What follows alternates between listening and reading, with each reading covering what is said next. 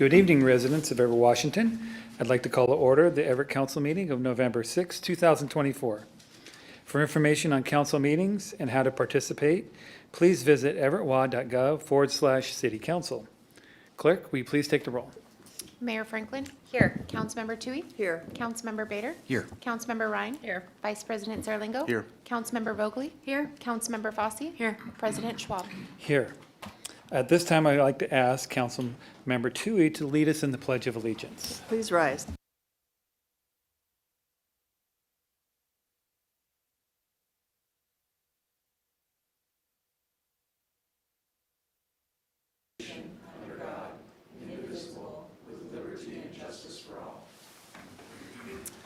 Thank you. And at this time, I'd like to ask Councilmember Ryan to read us in the land acknowledgement. Thank you. City Council wishes to acknowledge the original inhabitants of this place, the Jehobes people, and their successors, the Tulalip tribes. Since time immemorial, they have hunted, fished, gathered on, and taken care of these lands and waters. We respect their sovereignty, their right to self-determination, and honor their sacred spiritual connection with the land and waters. We will strive to be honest about our past mistakes to bring about a future that includes their voices, their people, and their stories to form a more just and equitable society. Thank you. Well, welcome, everybody. If we have presenters or public commenters on Zoom, please at this time leave your video off and your audio muted until we call upon you. Thank you. So on old business, do I hear a motion for approval of the minutes for October 30th, 2024? Councilmember Ryan so moves. Second the motion. Okay, motion and second. Clerk, please take the roll. Councilmember Toohey. Yes. Councilmember Bader. Yes. Councilmember Ryan. Yes. Vice President Zarlingo. Yes. Councilmember Vogely. Yes. Councilmember Fossey. Yes. President Schwab. Yes. Okay, well, good evening, Mayor. Good evening, President Schwab and Council. Just a couple of updates. First, I'm really grateful and happy that our machinists got a good contract and approved their contract with Boeing, and that they'll be able to get back to work in time for the holidays. I know that's probably a stress for their families, and so excited for that, and grateful for them for their good contract. And then it's Veterans Day next week, so in honor of Veterans Day, I just wanted to express my gratitude to all of our veterans and service members who served our country in such an important way. We have a lot of veterans that work at the city, and so extra grateful for them and their service. And I think our veterans are also continue to be an important part of our community, and just want to thank them for their dedication. And I have no further comments this evening. Thank you. Thank you. Okay, on to public comments. Now it's time for public comments, which include written comment acknowledgement. Under our rules, written comments shall be considered in the same manner as oral comments. The person submitting comments must provide their name and their city of residence. Well, good evening, Jennifer. Since you'll be handling Angie's duties today, do we have anyone signed up to speak? We do. First, on behalf of council staff, I didn't receive any written comments in advance of the meeting. If there were any comments that were submitted today, but not by me, we'll be including them in next week's public comment notes. And I have a couple commenters for this initial period and then one for the public hearing. Okay. So I'll start off with Brian and then Kari. And Brian, you can come up to the podium and turn that mic on. There you go. Hello. I'm Brian Partington. I live in Everett. I'm here to speak on the buffer zone around Andy's Place and just the general situation down there. I wanted to speak alongside some of my neighbors a few weeks ago, but I wasn't able to make it. I would say that the situation has definitely improved since last summer. I know that Everett PD has been putting a lot of effort into the area, and when they do increase their presence, it is noticeable. It seems to kind of like come in waves, but when they are doing emphasis, their presence is very noticeable. I also know that Andy's Place, or it is my understanding anyway, that Andy's Place has increased their security. I think they've moved to 24-hour security. I'm not 100% sure because I'm not asleep. I'm not awake 24 hours, but, and that's a very difficult job that their security has to do. I do agree with my neighbors, though, that it would be a good idea to have a better real-time way of contacting and communicating with Andy's Place. There's been a number of situations, I won't get into the full details, but where it would have been useful to be able to contact them directly and promptly instead of like walking up to their front door and knocking on the security office door and hoping that there is a security personnel there.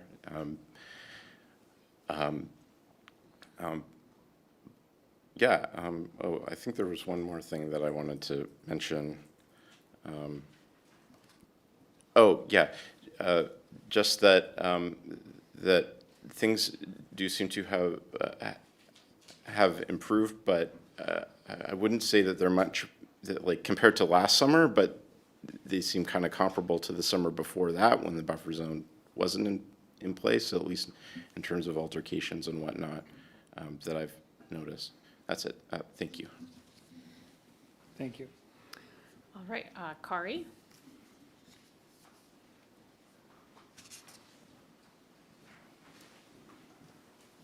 Good evening, council. Good evening, mayor. I'm here as citizen Kari, and the former chair of Northwest Neighborhood, Kari Quas, Everett, Washington. And I'm here to speak about the Waits Motel. I watched the council meeting last week, and we thought it was past us, is what I would say as a neighborhood, that the decision to rezone the property would be the end, and we could surplus it and send it on its way. But I know it's going to committee next week, and I guess what I would like to encourage is that the Waits Motel property has always been an exception. The fact that there was a motel in a residential neighborhood is an exception. The rezoning actually brings it in line with what the neighborhood has been intended to be. The neighbors came last summer. We had a big campaign to get people here. We had a big campaign when it was going through the process of decision-making. And the neighbors spoke, and they would like the townhomes if that's the direction. The parcel itself is not that big. And when I hear about density or any idea of adding more density to that space, have you been on 13th lately? The hospital provides a ridiculous amount of density, being it's, I think, 14 stories, as long as and the Children's Hospital and the Cancer Center. So when I go back in time from the 5 years I was chair, I got a lot of emails about it. Safety concerns still on Colby, safety concerns on 13th, people driving too fast, they're distracted because they're heading to a hospital, let alone all the weird stuff that used to happen at the Waits. So Shelley and Holly and I as chairs over the last basically 20 years have heard all about this thing. So I would like it to be moved on. I would like the exception of the rezone to become exceptional, an opportunity for people to have housing they could buy in the neighborhood. And I think we all want to move on. I appreciate that the council wants to discuss in their committee and use those things for their purposes to determine what you all want to do. That's great. But at the same time, listen to the neighbors who have come to speak. I don't live on Lombard, but I have friends on that street. It's tricky. It's been tricky a long time. So let's move on.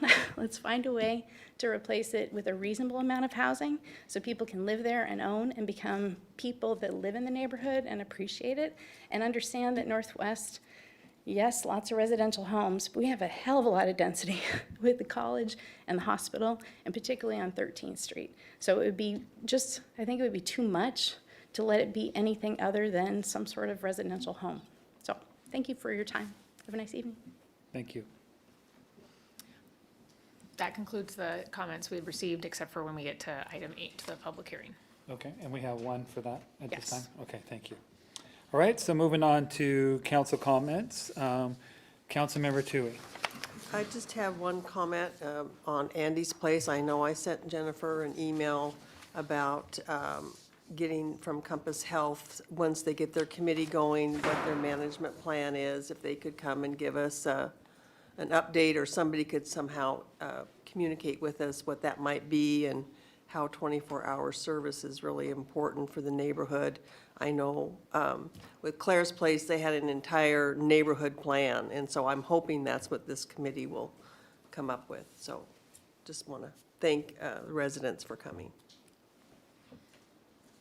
Okay, thank you. And we do have something on this preliminarily schedule for the management to come to a committee coming up. So I know obviously there's only 3 allowed on the committee, but you can, other council members can come and be in the audience. So we'll send out information here pretty soon, probably by Friday. You remember the date? I bet Councilmember Ryan will remind us, as she's Yeah. one of the chairs Okay, of all the right. committee. Councilmember Bader. No report, no comment. Thanks. Okay, Councilmember Ryan. Great, thank you. Yes, Compass has been committed to join for the Health and Human Services Committee meeting on December 4th, the first Wednesday in December. So yeah, I would welcome questions from council ahead of time that we can ask at the committee meeting. I think it's intended to be more conversational instead of like a briefing kind of at council. So I'd be happy to collect questions that we can, and to provide to them ahead of time so that they're prepared to answer. So thank you, Brian, for bringing that up again today. I agree that it would be helpful to have somebody at Andy's Place that you could call if there is a crisis happening to alleviate pressures off of our police. I think that, yeah, I think that'll be one of the questions I will be asking. Thank you. And thank you to Kari for joining. If it's helpful, the last week's what we did at last week's council was the rezone, so that's all set. And so it's just the property disposition agreement that's coming back to council for discussion, but it has to be within the parameters that were set in the rezone from last week. And I think it's more focused on what types of home ownership opportunities we would like to provide, and an overview too of, you know, roof slopes and whatnot to fit in with the aesthetics of the neighborhood. So definitely moving along. Thank you for your comment today. The other comment I have is just as chair of the Lodging Tax Advisory Committee, I'm glad to announce that we have our grant applications that are now open. So if there's some local organizations that are working on putting together events for attracting tourism, please get your applications in by December 14th. Thank you. Thank you. So that's December 4th, 5 o'clock. Yes, here in Chambers. Okay, thank you. And Councilmember Zarlingo. Well, in consideration of the bulk of the rest of the meeting tonight, I'll just restrict my comments to thanking those who came to comment, and we always invite more of that. That helps us know what's going on in the community. Great. Councilmember Vogely. Thank you, Brian, for coming in, and thank you, Kari. I do travel on Lombard fairly frequently, and I have even seen coyotes over there, so keep your pets safe. There are many more words that I could say. And I am excited. I haven't gotten a no from my co-chair, but I don't know if he's read his email yet. Having Chris Collier here from the AHA, and he's for the committee meeting next week about the Lombard, 1301 Lombard rezone, and he's all things affordable housing, so having his expertise at the table will be, I think, a really great thing. So we'll just have another person there that knows their stuff to talk about how we can make that bit of land affordable for people who can buy. That's all, thanks. Great. Councilmember Fossey. Thank you to all the folks that came to speak. Always enjoy the public comment, and I think Councilmember Ryan answered my clarification on what the meeting is for. And so if there is any additional feedback or anything else that the neighborhood has on that specific element, we would love to hear it, of course. I also wanted to say thank you in anticipation of Veterans Day to all of our veterans in the community for your selfless service to our country. And then also say, you know, congratulations to all the members of the IM 751 for coming to a decision on a contract. It's never an easy thing to make that stand for changing your working conditions and benefits and pay and standing up for that. So I'm glad that things came to an agreement on that. And I think that is all I have for today. Thanks. Thank you. I too would like to echo the thoughts about our Boeing contract, and I really appreciate, I know it was a rough conversations, and it's never the best decision to strike, but hopefully they can get back to making planes, and the way we treat our employees is really, really important, so I hope all the incentives is going to make that company better, and I'm looking forward to see what the future holds. Also, I have to, in my neck of the woods there, they're starting to call it the danger triangle for traffic. So I know I'm a broken record, but Pex, Madison, and Glenwood, people are driving fast, very, very fast. And I just want to acknowledge that I hear our neighbors, and I know we're continuing to work on this citywide, but the danger triangle isn't getting any better for now, so we got our work cut out for us. Okay, moving on to administration.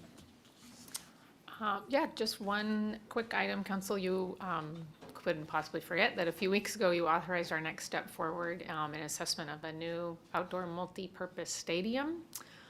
Something we've been working on for several years to look at ways to retain both Aquasox and the millions of dollars in economic impact generated locally each year. Next week, we'll be hosting a community information session on Tuesday, the 12th, from 6:30 to 7:30 in the Weyerhaeuser Room at Everett Station. That'll be an opportunity for the community to hear an update on the work done to this point from the project team, for them to answer questions, talk about next steps in your assessment of that possibility. So that's it. Thanks. Yeah, I have a question for our attorney there. If you have any recommendations if more than 3 council members show up for that presentation? Just that they sit in the audience and don't participate. Okay. Can one of us participate? No, No? Okay, that makes 4. okay, just checking out. All right, thank you. So I encourage all of you, if you're interested, to please attend. It's going to be good to hear from the story from start to finish, or at least where we got today. So I think it's very important. And we're scheduling another meeting also, correct, for the public? That's maybe? Yes, there might be information in your council digest, or I might need to check with the team and Okay. see what the timeline is, but yes. So there'll I'm be sure- other opportunities? Absolutely. Okay, great. This is just the first engagement opportunity. Yeah, and I also would like to give our council here a heads up. Things are going to be accelerating rather quickly. I know we started off fast with the issue, but as the environmental, the EIS comes out, I think the timeline's going to be condensed on whether or not we have to make a decision, both on a finance package and a location, which are kind of combined, and whether we want to go forward at all. So I know we have a lot here with the budget and a lot to dig in here, but that's going to be next. So just want to give you heads up. So as you get information from the staff, please be on top of it. So it's going to be a quick turnaround. So yeah, thank you for that. Okay, on to our city attorney. No report, but we are requesting a 10-minute executive session to discuss the status of collective bargaining agreement negotiations under RCW 423140 sub 4 with no council action to follow. All right, thank you. All right, so on to consent items. Before you, we have items 1 through 7. Do I have a motion? Councilmember Bader moves the consent items. I'll second the motion. Okay, any questions? Okay, clerk, please take the roll. Councilmember Tui? Yes. Councilmember Bader? Yes. Councilmember Ryan? Yes. Vice President Zarlingo? Yes. Councilmember Vogely? Yes? Councilmember Fosse? Yes. President Schwab? Yes, okay, moving on to public hearings and proposed action items. Item number 8, this is our first reading, I'll read into the record. Council Bill 2410-30, first reading, adopt an ordinance appropriating the budget for the city of Everett for the year 2025 in the amount of $944,422,185. I'm not used to reading these big numbers like very often. It's not like my budget, right? The public hearing and third and final reading will be 11/20/24 with a final vote December 4th. So we'll do a quick briefing and then we'll open for public hearing. So Jennifer, Yes, I'll and start with just you. Maybe just so that it's extra clear for the public, we have the public hearing tonight. Not that one, but on the budget, as well as next week on the 13th and on the 20th with your, with that closing on the 20th for your decision and deliberations on December 4th. So we will open up the hearing after the presentation. It will stay open until, Through and the- close on the 20th. Yeah. Okay.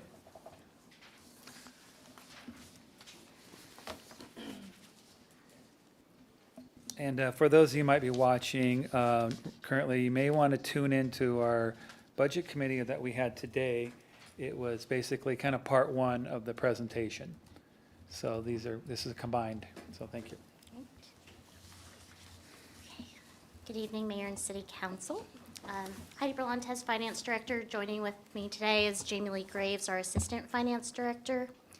President Schwab, before I get started on the hearing, I also just wanted to circle back on one of the questions that were asked in the Budget and Finance Committee prior to this meeting of why we compared the 2015 to 2025 FTEs. We did feel that a 10-year comparison was adequate. However, we do know that there are multiple lines of businesses in the city, and we also have limited resources in our general government funds. So with that, we try to make those strategic adjustments. However, on any given year, one department could be more impacted than another. Just wanted to let everyone know that we are also able to provide other year comparisons if that's helpful.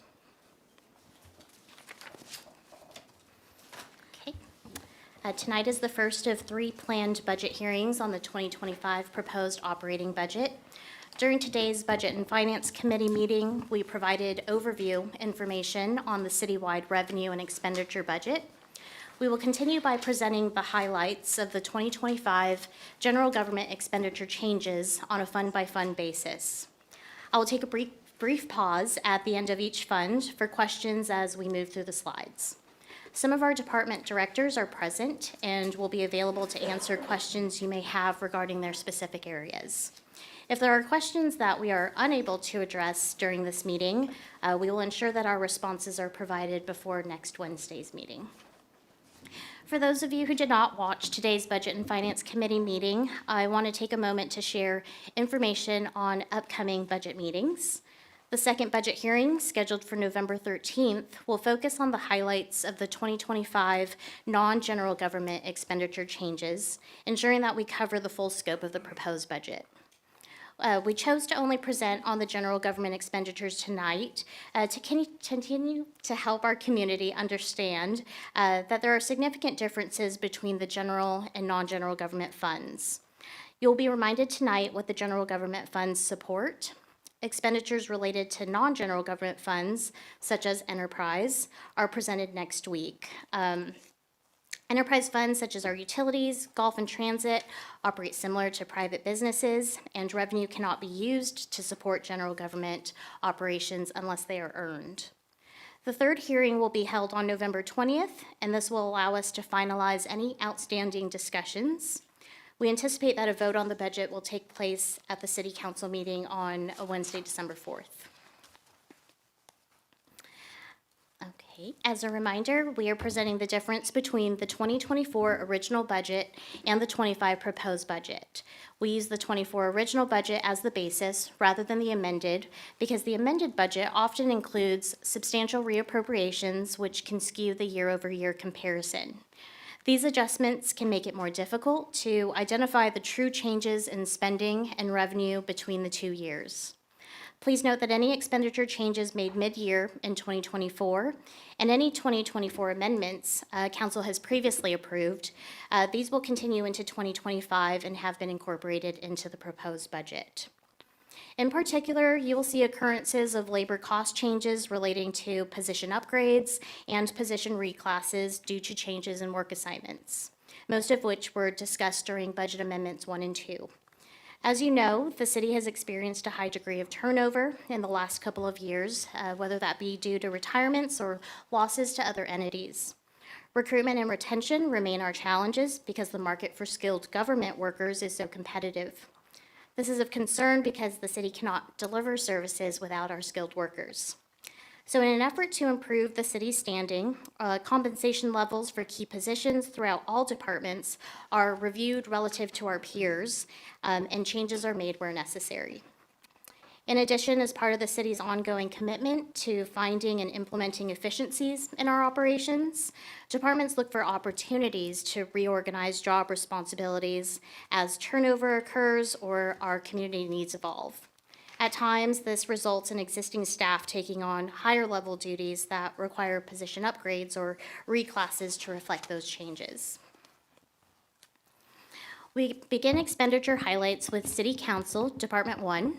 The proposed 25 City Council budget is $661,237. New changes proposed for 25 include a .10 full-time equivalent, referred to this in this presentation as an FTE, a reduction to the existing executive assistant position, and a $25,000 reduction to maintenance and operations or M&O expenditures. This slide represents the net differences in Department 1. I guess we have a question. Councilmember Ryan. Thank you. I hear often from folks about, to meet our budget deficit, why isn't council taking a pay reduction? Why isn't the mayor taking a pay reduction? Can you, for the public's sake, explain how our salaries are set and if we are eligible for furloughs and reductions? I believe a separate committee does determine the mayor and city council's labor. So budget and administration and council cannot actually make those modifications. Those are determined independently. Yeah, there's a salary commission that is appointed, and I think it works every 2 years. Is that correct? City Attorney? Yes, Yeah. and that is a requirement under the charter. Yeah, so we can't adjust our own salaries, but the salary commission sets our salaries every couple of years. I know you know that. Thank you. Yep. I would love to see a full, I'd love to see our council assistant be fully restored to a 1.0 funding. I know I at least give her at least 40 hours of work a week. There's a lot of work and a lot of pressure that we put on her for the 7 of us, and to have our one and only staff person reduced is a bit challenging. I know there's budget challenges across the board. However, for our one and only staff person, I would really love to see her, I would love to see the position be filled, restored to full capacity. Thanks. Councilmember Tui. Yeah, I have a quick question, Heidi. So, looking at this slide, the 20, I think you said 25,000 out of our contingency fund, it's not reflected on this slide, is that correct? Yep, the M&O includes the council contingency. It's further broken out into the accounting structure, if you will. But there is a 25,000 reduction to the M&O contingency as opposed to 2024. So it's reflected in the 661,000 budget? Okay, because it's only $11,000 difference between 24 and 25. Right, because that would also include any labor changes as well to city council's budget. Okay, so we don't know how much Angie's .1 is. Each department does receive their labor worksheet, Yeah. which breaks it down. And we can also compare that to 2024 to show where the cumulative amount of Yeah, labor okay. changes versus I M&O. would be curious to look at that. I believe that there are other costs, cost living benefits that actually increased. And then the 25,000 came out of our M&O. So that the number you're seeing here is the total amount between those two. From the question that I asked earlier offline to Heidi, it's my understanding it's about 14,000 to make Angie's position whole again. Okay. Anything on 001? Okay, Councilmember Bader. Thanks, Council President. Understand Councilmember Ryan's point, but, I think if council doesn't participate in the belt tightening, obviously it'd be preferable if we could as council members, but I think it'd be a sign to the public, so I think we need to participate in that. And I think maybe we certainly maybe look at what load we're putting on Angie and make sure that that's adjusted down. Thank you. Also, just as the president, we had discussions with the mayor's office on duties assigned and evaluate the work schedule. She has plenty. I think we've added a few things. So this is indicative of all of our administrative staff within the city is they're doing more. And as a result of that, our direct administrative assistant is not immune from the responsibilities that all the administrative staff are doing, so she's doing more. So, yeah. Okay, Councilmember Volpe. Off the cuff, Department 001 has never, ever, ever, ever, ever added another FTE. There's only ever been 7 council members and 1 other FTE. And so we have been asking, at least for the past 7 years, to increase and to decrease this 1 FTE for 7 people. While it does seem like, yes, we should all get together and tighten our belts, we have been tight forever. And I would also encourage us to add that 0.1 back. I'm going to be, of course, looking at all of the additional FTEs and subtracted point whatevers of FTEs for every department.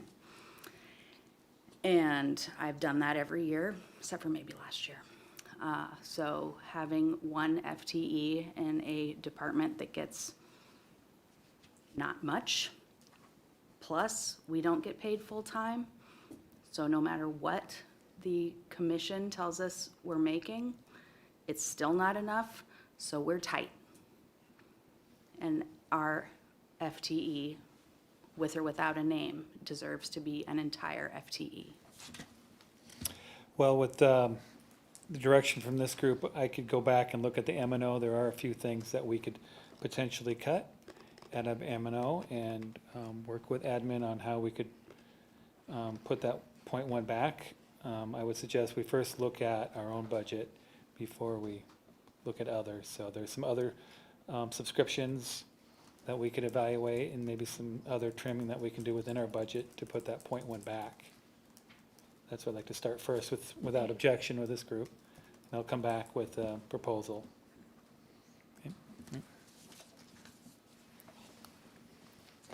And also, before we move forward, what we are presenting to you today is a proposed balanced budget for the general government.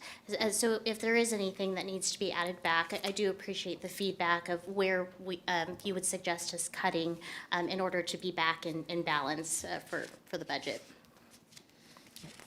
Well, we'll take a look at 001 and then Sure. we'll have a discussion maybe somewhere else we could find it if the council wants not Sure. to make these trims from 001. Okay, thank you. Thank you. 25, proposed budget for legal, Department 3 is $6,075,305. An Assistant City Attorney 2 was added and previously approved by council through Budget Amendment Number 1 to address the department's increased workload due to an extended leave of absence. New for 25, we see a 1 FTE reduction to an Assistant City Attorney 3 position. The Indigent Defense Program sees an increase of $830,700 in 2025. This increase is primarily due to higher professional service costs stemming from changes in legal standards for indigent defense services. In March 24, the Washington State Bar Association adopted new revised standards for indigent defense services, which will have a significant impact on public defense practices. The new standards will dramatically reduce the number of cases an attorney can handle per year.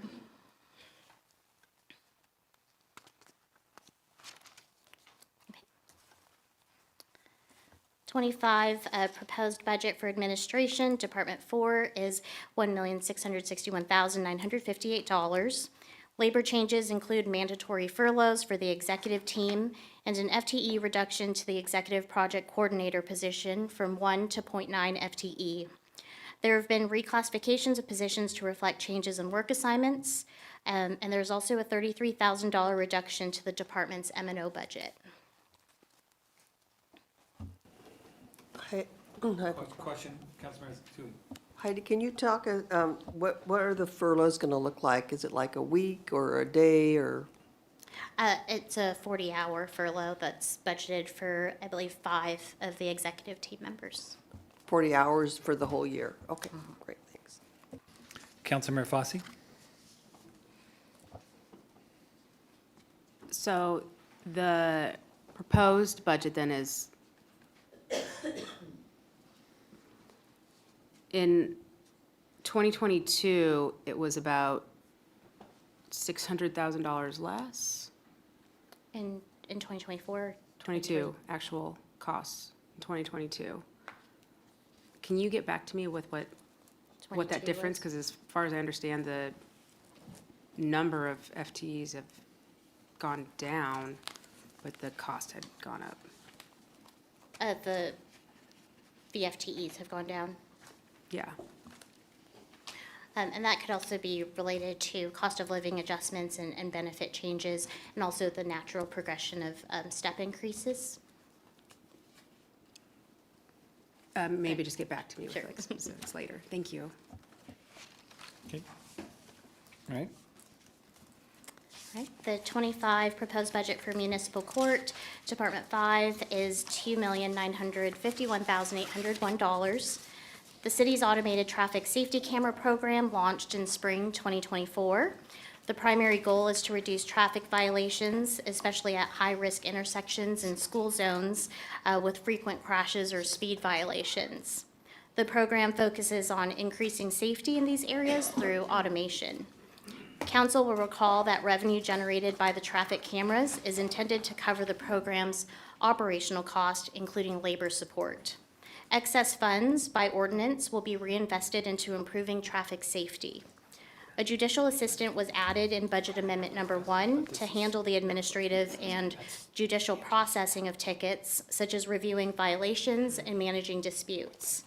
An additional judicial assistant is included in the proposed 25 budget to address ongoing administrative and operational needs associated with administering this program.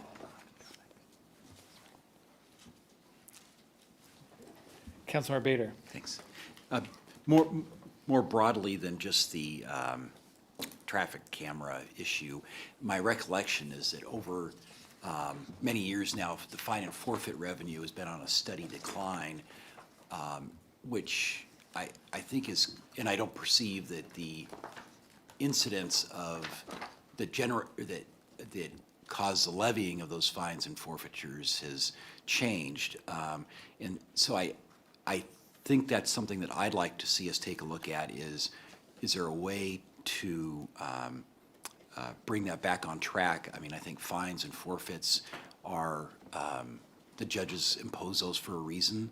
And if we're not making our best effort to collect those fines and forfeits, I think that not only does it impact budget, admittedly, fines and forfeits are a minuscule part of our budget, but I think it also it impacts just the general respect for the law.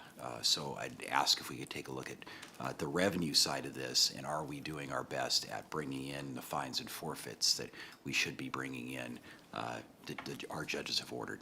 Thanks. That's Councilmember Vogely. That's 1%, I believe, of our revenue, and just to argue that fines and forfeitures are typically put upon people that already don't have money and/or don't have a place to live, and so trying to squeeze money out of rocks that don't have water, I don't know, put that together, I think is not something to put our efforts into. Councilmember Bader. I just want to differ on that. I think our judges are good at taking into account people's financial situations. I think they're compassionate folks, and I think in many cases, I don't know, my guess would be like traffic or parking fines as well. So again, I would advocate we take a look at this, and I think our judges are doing, and the court system are doing a good job at trying to help mitigate financial impacts, but to make sure people are being responsible for their violation of the law. Thank you.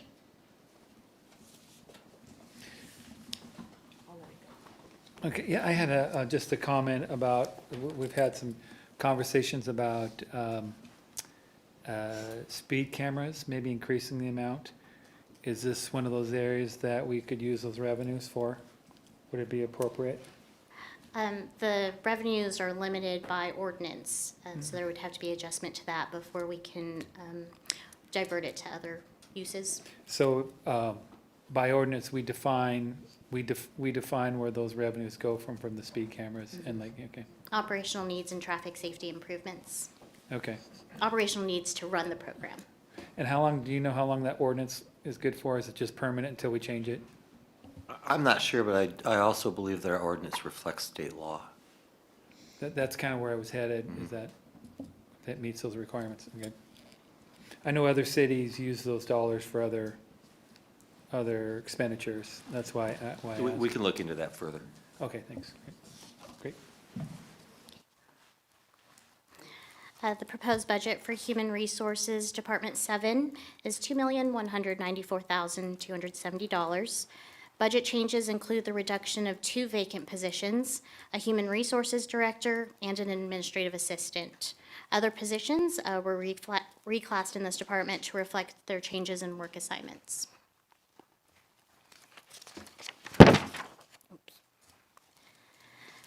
The proposed budget for Questions? Sorry. Councilmember Ryan, Thank you. we're on Department 007? Yes, still in Human human resources? resources, please. Under the workload measurement table, it mentions the total number of workers' compensation claims received is lower than 22-23. I was curious why it's projected to be lower, and even though the numbers are lower, are we expecting higher payouts for these claims?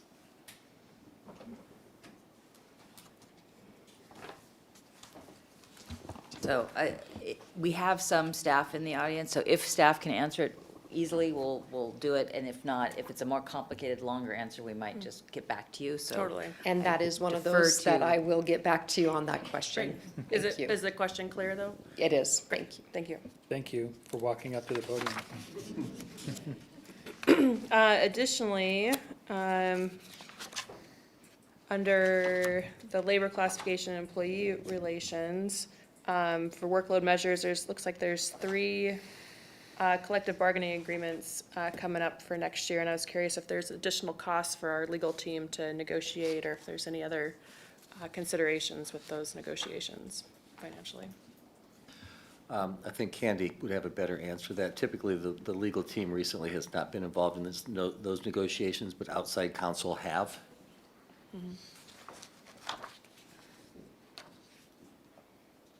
Yeah, sorry, I didn't hear the question. Can you repeat that, please? Sure, yeah, so under the portion about labor classification, employee relations, mentions that there's 3 bargaining agreements that are coming up for negotiation. So just curious if there's an additional cost that is associated with those negotiations. With ASME, there would not be, as I am the chief negotiator for the city, so I do not bring an attorney to the table to do the negotiations. However, one of the unions that we are currently in negotiations with is ATU.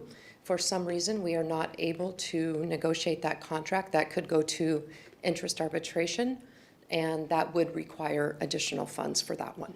Okay, where would those funds come from? We would probably have to do a budget amendment.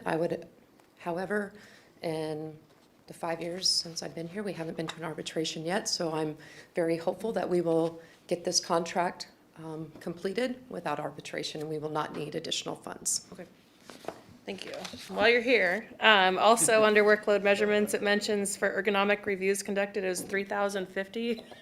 as opposed to 30 the year before and 40 after. Can you explain the Our safety- 1,000% increase? Yeah, our safety manager has been very busy this year. A lot of ergonomic studies, checking on chairs, making sure that we're really looking into those worker compensation claims that you mentioned earlier.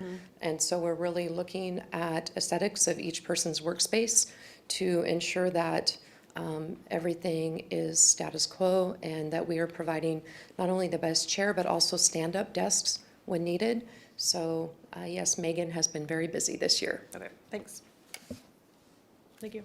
Okay, great, thank you. Oh, okay, did you need, what, Councilmember Vogely? I'm sorry, Fosse. It's one of those nights. Understand. Sorry about that. I guess, I'm sorry, you're sitting back down, you may need to. Yeah, just hang out with us for a while. I'm so sorry. So I understand that of our best practice on actuarial report studies on self-insurance accounts and tort liability and self-insurance programs. Have we done one of those to fully, by third party in recent years? Yes, we do have actuarials done. We have a broker, Alliant, and they do arrange for those actuarial services. I believe the next one is due, is it next year? We just had one done this year, so yes. But that is all done through our broker. Do they give clear, why the reserve had gone up so much? Do they give clear defining of why it's jumped to 11 million? I would have to look into that and get back to you on exactly what it said in the report. But I'm not sure, but it's generally based on claims, past experience. And so, yeah, again, I would want to go look at that before giving you a definite answer. Yeah, and it doesn't have to, sorry, on the spot. But going from, I think 2 million something to 11 million, and I was just kind of curious of reasoning behind that. So if you have a study that we regularly perform, then. Yeah, no, I'll get back to you on that unless Heidi, I know we work very closely between Human Resources and Finance on our self-insured benefits, unless you have anything to add right now. But if not, I'll get back to you on that. Thank you so much. Yeah, absolutely. And that's also something the state auditor looks at very closely to make sure that we are working with the actuarial people to adequately fund our reserves. Thank you, Councilmember Fosse. All right, let's go. The proposed budget for non-departmental 9 is $28 million. This is a net increase of $4.8 million compared to 2024. Changes include a $1.8 million increase in jail fees due to a combination of fee increases and growth in the activity. There is a $182,000 increase in fees that are paid to Snohomish County 911 for emergency dispatching, police records management system, and the countywide emergency radio system. In 2024, the annual contribution to CIP1 was suspended as a balancing measure. The $3 million annual contribution is reinstated for '25. This reserve funds major repairs, renovations, and replacements of existing general government structures. Contributions to the Motor Vehicle and Equipment Replacement Reserve Fund 126 has increased by $255,000. These funds support general government vehicles and equipment replacements. Contributions to Property Management Fund 146 increased by $100,000. These funds are used for maintenance and repair projects to the city's general government buildings other than parks. There's multiple slides on 09, but I will pause for any questions.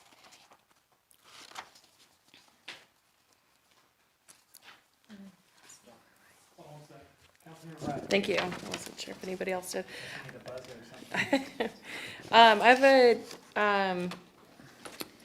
so I mentioned it during the committee hearing earlier today about a rundown, not right now necessarily, of which of these are required by RCW. I see that some are required by WAC, and also what do we get out of some of these memberships? And then I was curious, the Office of Minority and Women Business Enterprises, is that a new membership this year? It looks like it's added. It actually gets paid every other year, and that is a requirement. Oh, okay. Gotcha.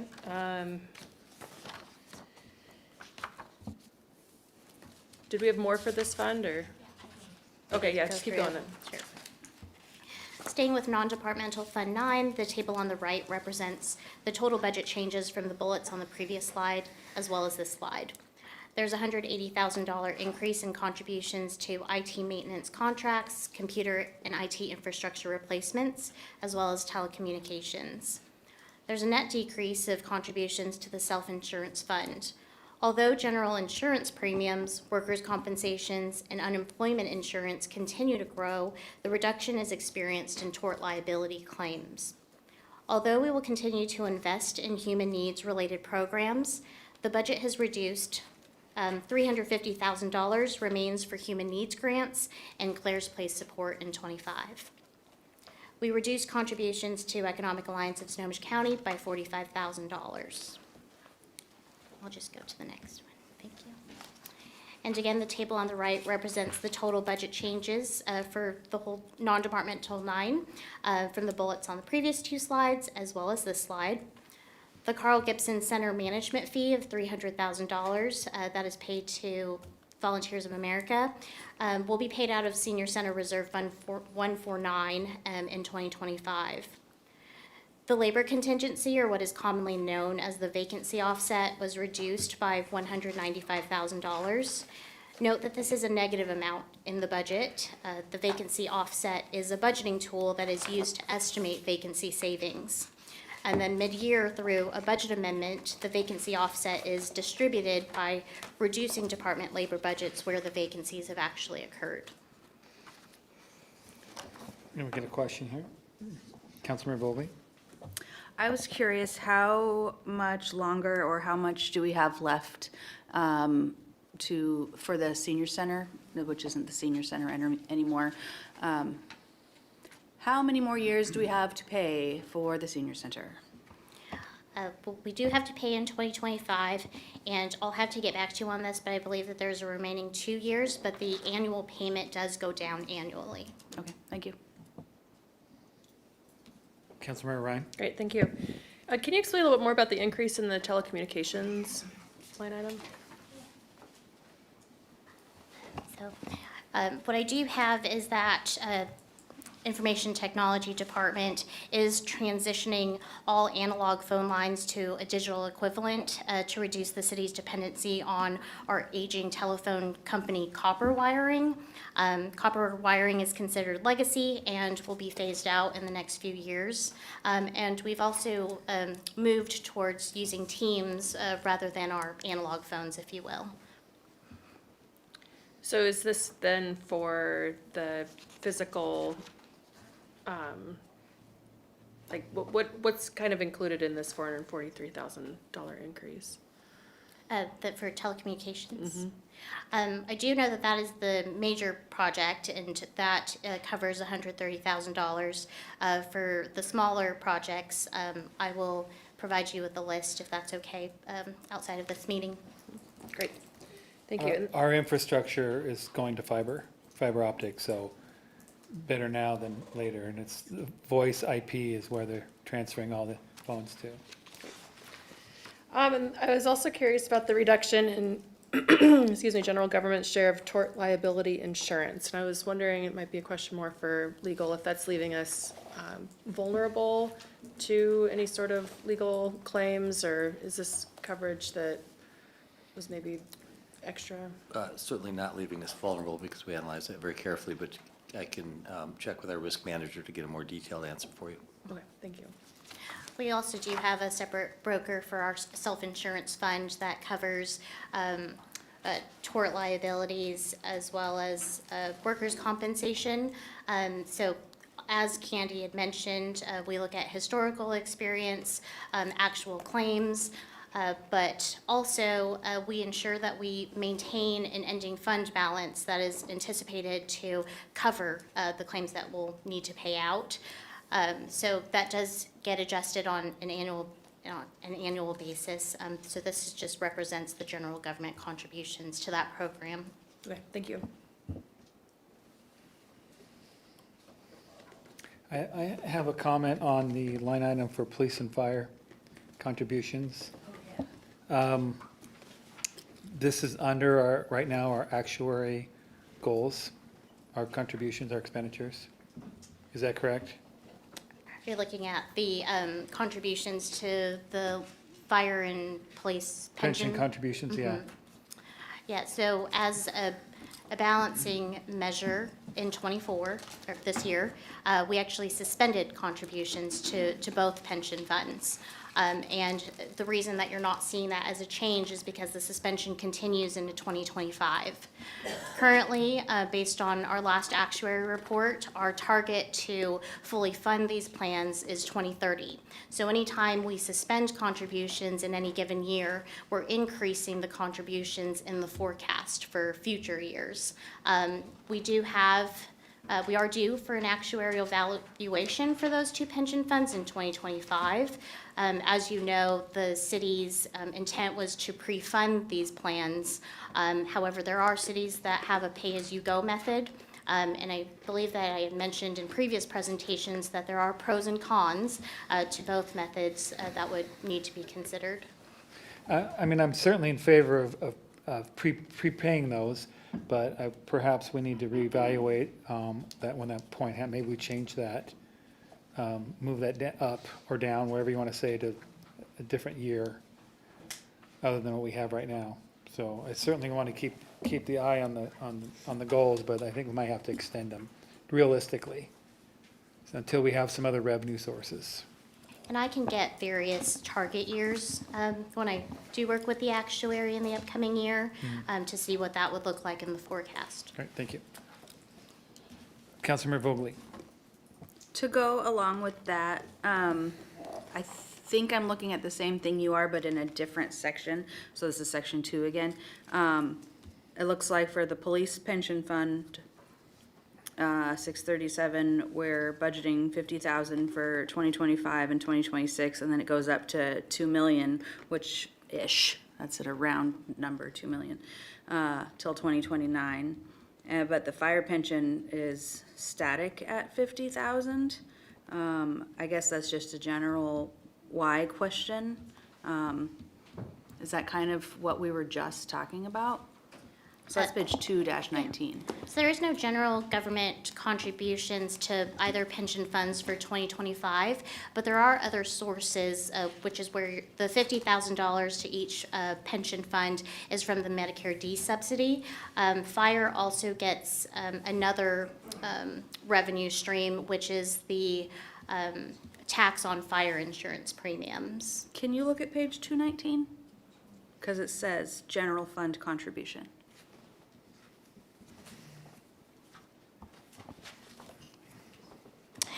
Yeah, so then the general fund contribution, okay, so we put, And I guess you can get back to me yeah. if that's just a idiosyncrasy. I'm going to jump in here because I've asked this Please. question before, like in 2027, we're going back to, the goal is to go back to the assumption rate to get it paid off in time.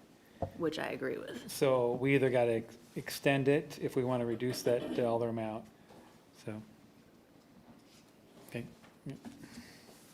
So is the 50,000 not labeled correctly in the 219?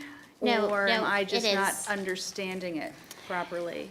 It is, there could be an element, so we're revisiting it. My Okay, apologies. thank you. okay, thank you.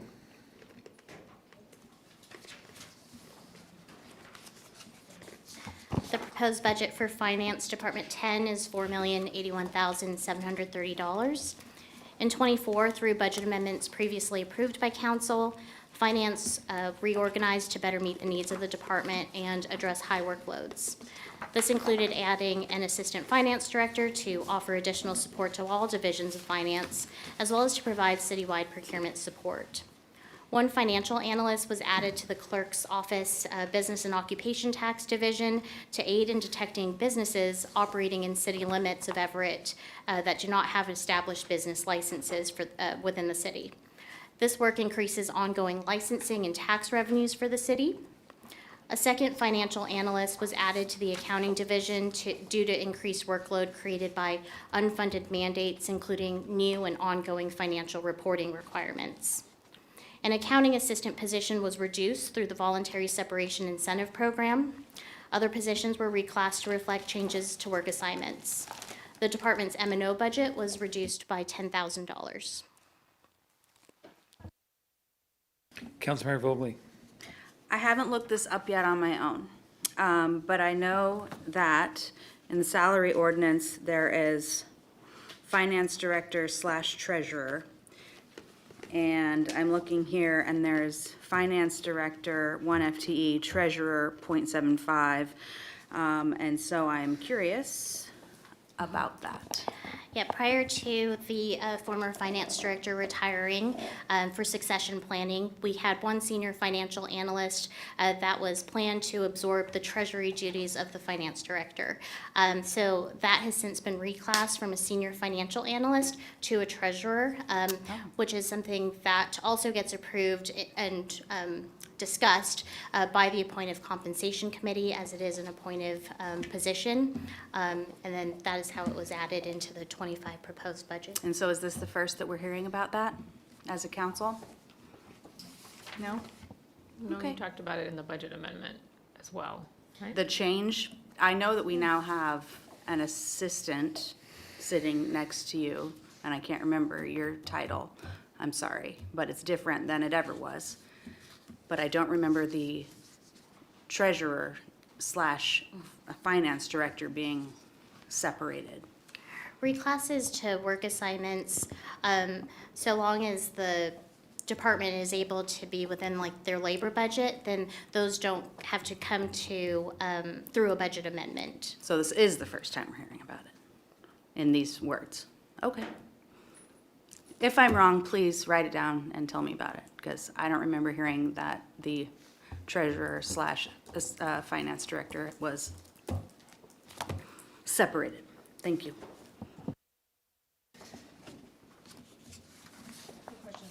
Oh, Councilmember Ryan. Thank you. For the reductions and reclassifications, was this based off of a recommendation of any type or an audit that was done, or just was it more of an internal review of the needs of the department and the city? It's more of the internal needs of the department and as well as the city, as finance does provide citywide services to all departments. Okay.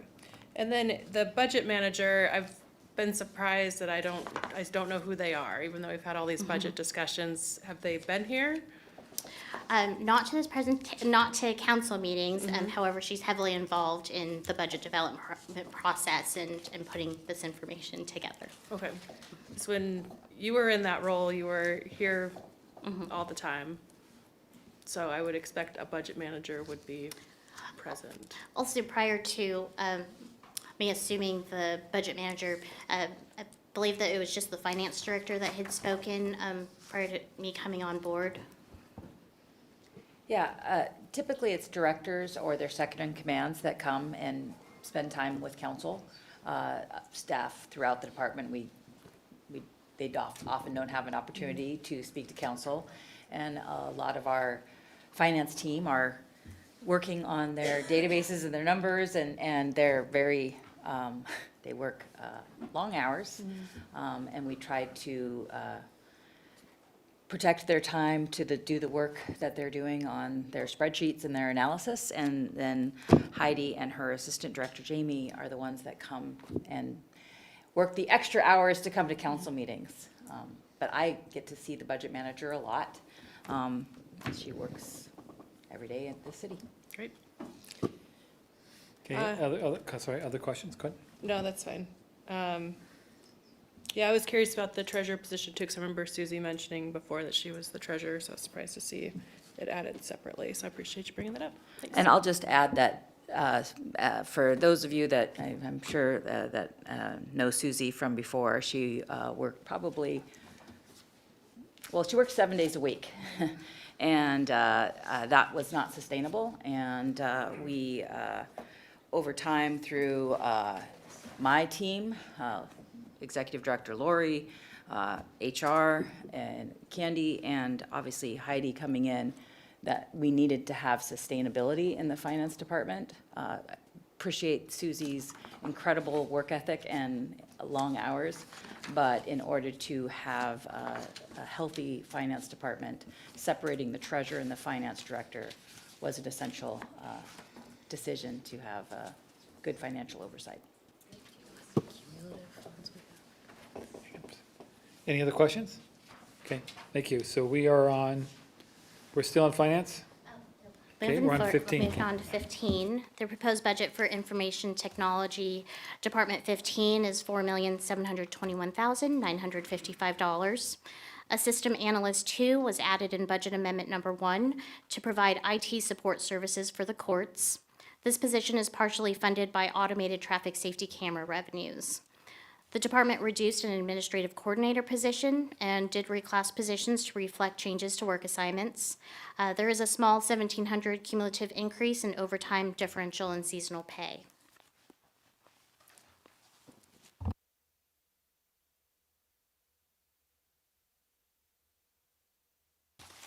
Forward.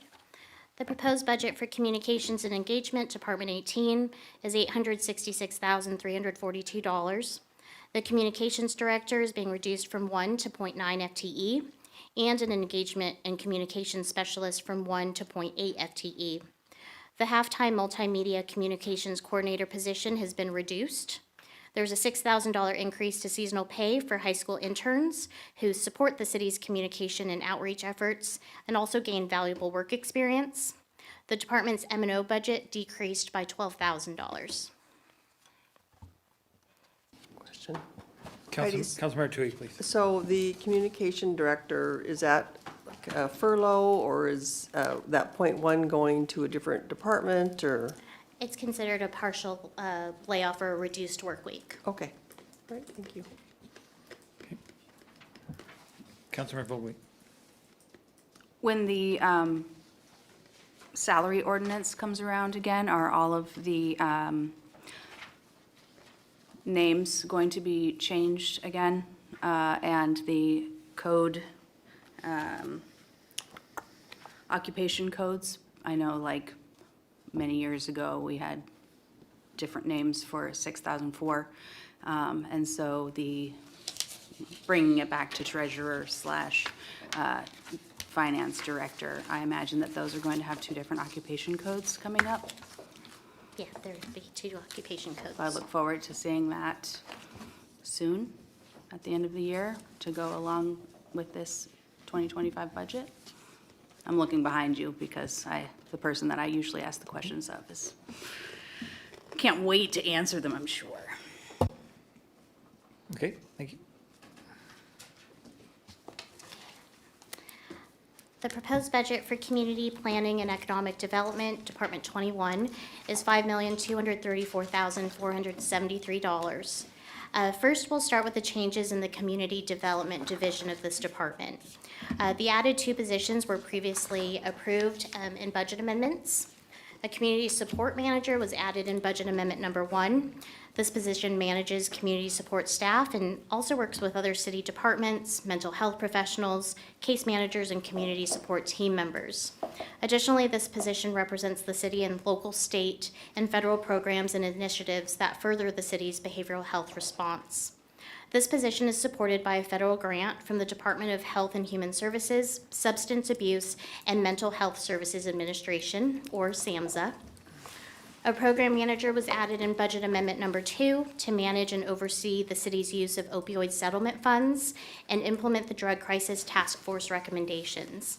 This position, which is funded by opioid settlement funds, will ensure compliance with the requirements that are set forth for municipalities receiving settlement funds and will play a key role in successfully executing this work.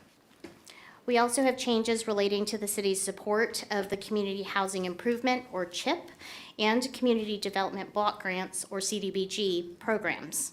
Particularly, a portion of an existing administrative coordinator position will be transferred to the non-general government funds 197 and 198 for administrative purposes.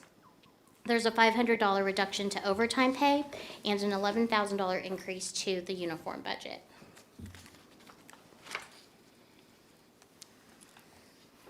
Moving on to the planning division. The division reduced its labor by one planning and community engagement coordinator, which was a limited-term grant-funded position to aid in the comprehensive plan updates. It also reduced by one administrative coordinator due to retirement. Other positions were reclassed to reflect changes to their work assignments. The division's M&O was reduced by $6,000. Lastly, for the department is economic development. The economic development director is being reduced from 1 to 0.8 FTE. There's a $5,000 increase to M&O that was eliminated in the '24 budget.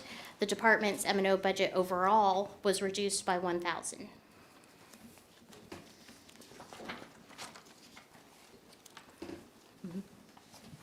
Councilmember Fossey, that's a question.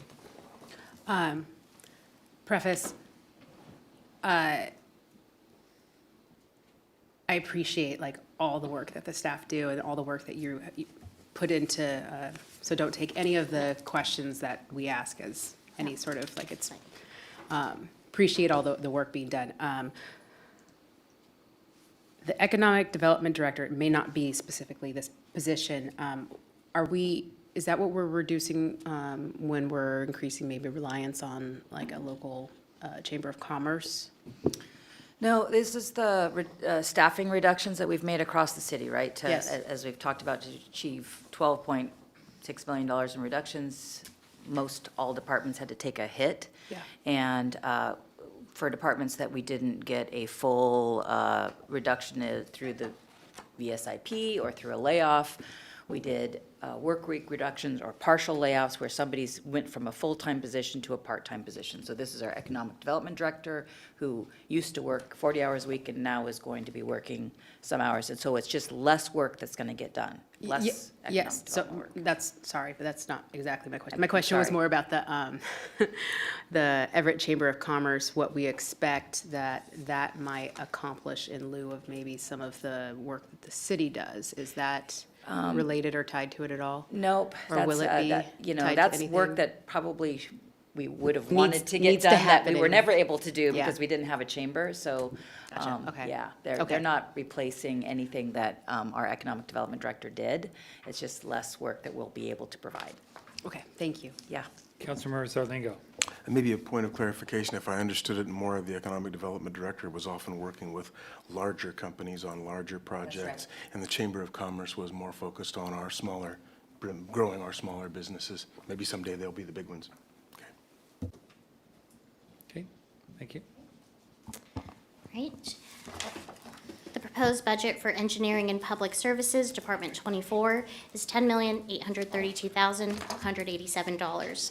It should be noted that some permitting support services are included in this department. A project coordinator was added to develop early adoption strategies to improve safety in the transportation system, including engineering and enforcement efforts. A traffic technician was added to assemble field data for prospective safety improvements, including engineering studies and other data collection. The position will also be responsible for writing work orders to implement early adoption strategies to improve transportation safety in the public right-of-way. Both the project coordinator and traffic technician were added in Budget Amendment Number 2 and are supported by automated traffic safety camera program revenues. In Budget Amendment Number 1, a senior engineer was added to permit services to perform fire and life safety plan reviews for commercial and residential structures, an area that has seen a high demand in recent years. The department reduced a vacant code enforcement officer. Oh, I'm sorry, and I'll go back to the senior engineers supported by construction and development fee revenues. The department reduced a vacant code enforcement officer. There's a $43,000 cumulative increase to overtime, seasonal, and uniform budgets.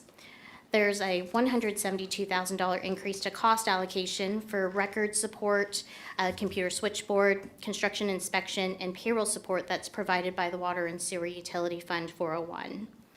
In budget amendment number 2, the department's M&O increase to support the City of Everett Safe Streets and Roads for All Safety Action Plan, as well as the citywide systemic pedestrian and bicyclist data collection projects.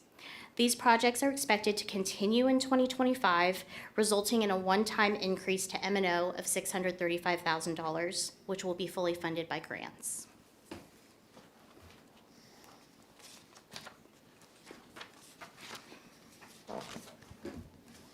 Okay, onward. All right, the proposed budget for Animal Services, Department 26, is $2,462,110.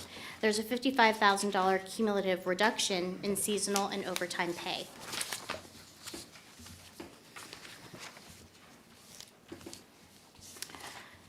The 25 proposed budget for Emergency Management, Department 30, is $344,908.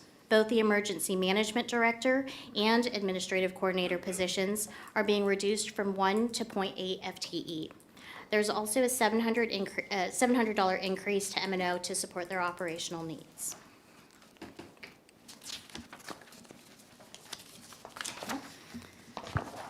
The 25 proposed budget for Police, Department 31, is $51 million. 3 vacant administrative police officers were reduced from the budget. Additionally, a police lieutenant, deputy police chief, and police crime analyst were reduced through the Voluntary Separation Incentive Program, or VSIP. The remaining 2 FTE reductions will need to be adjusted due to withdrawals from the VSIP. Other positions were reclassed to reflect work assignments. There was a $300,000 cumulative increase to overtime, differential, other pay, and the uniform budget. The department's M&O budget was reduced by $117,500. This includes a reduction to the lateral incentive program. Councilmember Vogely. Thank you. Just a general question. If somebody retires, are they included as a VSIP? No. Okay.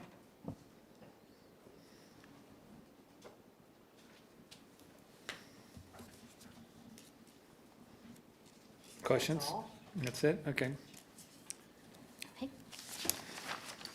The proposed budget for Fire, Department 32, is $28 million. 0.8 FTE of an accounting technician position was reduced from the budget. There's a $356,000 cumulative increase to overtime, differential, other pay, and uniform budgets.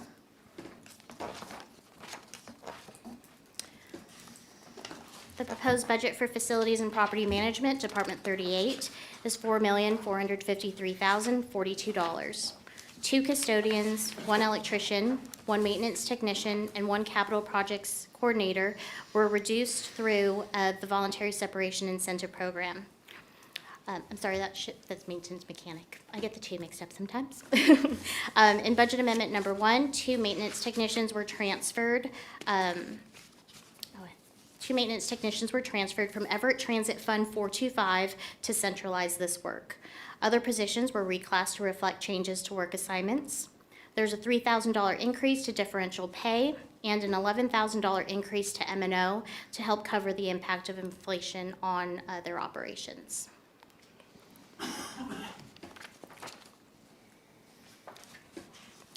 The proposed budget for Parks and Community Services, Fund 101, is $7,233,414.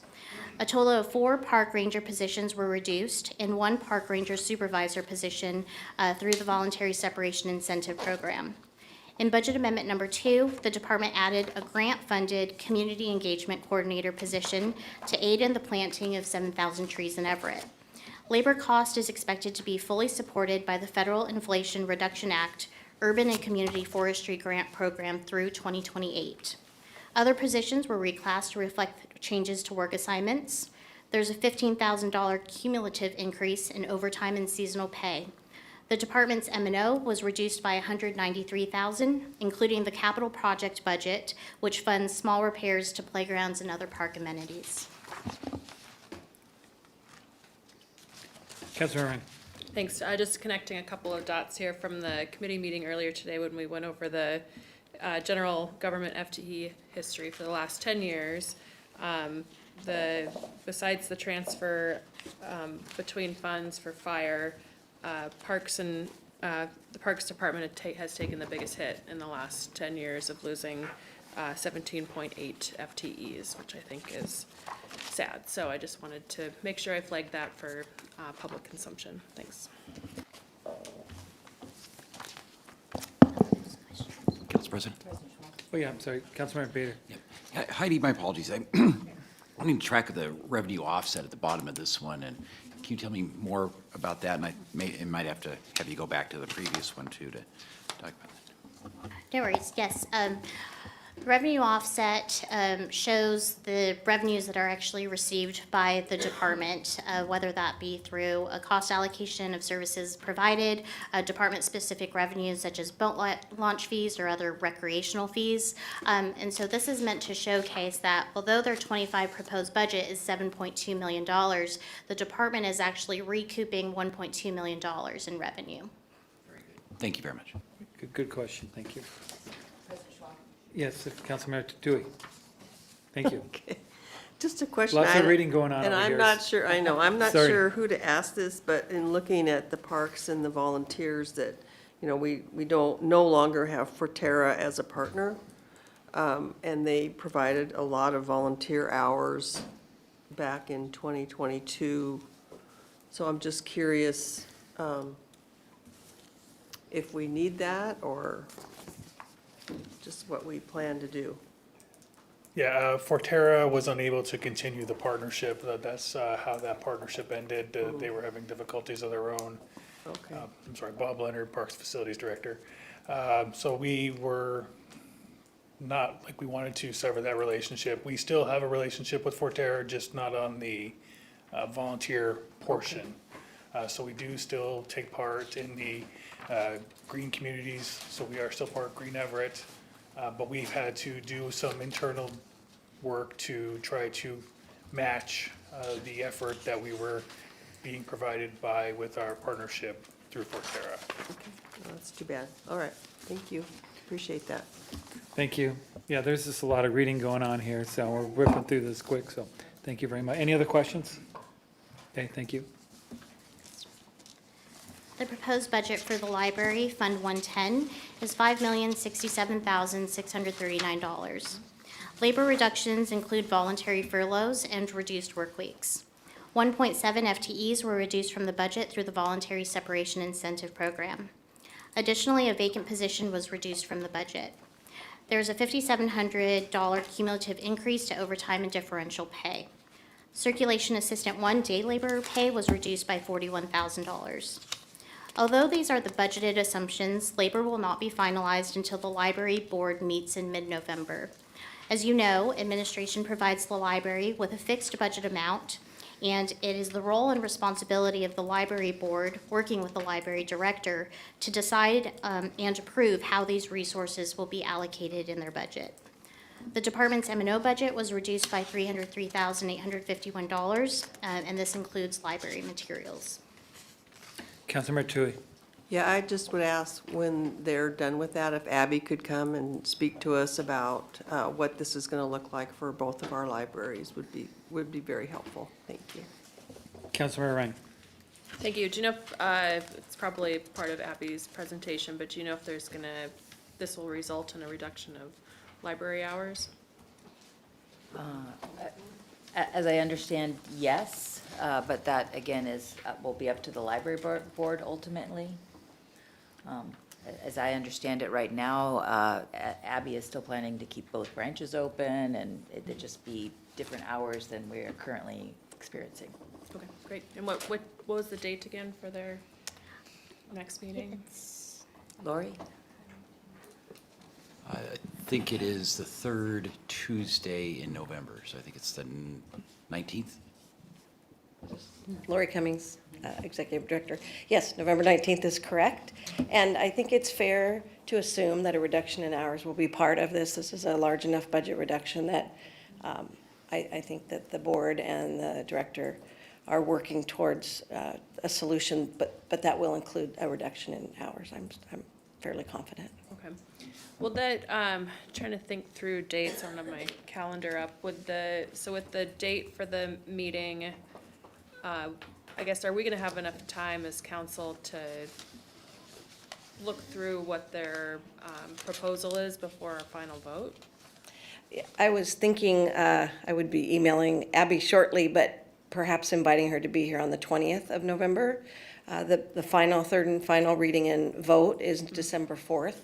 So that would give council 2 weeks. Okay. I was thinking between the 19th and the 20th. I wasn't sure if that's enough. Well, I think unless there's significant change or the board says we want more time to work this through, but they've been talking about this for quite some time Okay.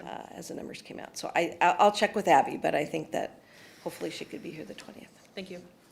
Thank you, and this is one of those things I'd like to have a list of things services we've had to reduce because of the budget reduction. And so certainly let's add parks to that list. Also include the police department too, and I know they've reduced their full-time employees, so I'd like to know the effects. Thank you. Councilmember Zarlingo. I'll second that request in part because I think it's important that our residents, our community members know what the trade-offs are, because you can take something you particularly care a lot about or something you maybe care less about and argue about that and have an opinion about it. But the most helpful opinions that we'll get from our community members is if they are contending with the same trade-offs that we are, and that they help them inform us in their comments about those trade-offs. So I'll second a request for that, in any form it can come. Any more questions for Fund 110? Okay. Proposed budget for the Municipal Arts Fund 112 is $688,624. This fund is proposed to be fully supported by lodging tax revenues in '25. We suspended the Arts and Culture Grant Program totaling $40,000. Municipal Arts is also proposed to receive a $6,500 increase in M&O based on provisions in the Everett Performing Arts Center management contract. There was a council member question related to the 4th of July fireworks. LTAC funds are proposed to be used for the 4th of July fireworks. The city does also work with a media partner that helps sell sponsorships to help, hopefully offset those costs. Councilor Tui. Yeah, Heidi, in our books on 6-8, there's a line item that's called transfer out. Can you explain that 585, how that works with the budget, 585,924? It's under event expenditures. Yes, so that is the transfer that is going into Fund 112, that is subsidizing Fund 112 from lodging tax revenues. And tell me what 112 is, because I don't have it in front of me. Municipal Arts. Oh, Fund I 112. see. This is out of lodging tax, and that covers everything in the cultural arts? Yes. Salaries and, So, sorry, I have to correct myself. I said that it was fully supported. We also get concession proceeds from all of the events. Okay. There is interest earnings that the fund receives, so anything in addition to that is supported by lodging tax revenues. gotcha. Okay, thank you for clarifying that. Thank you. If I may, real quick.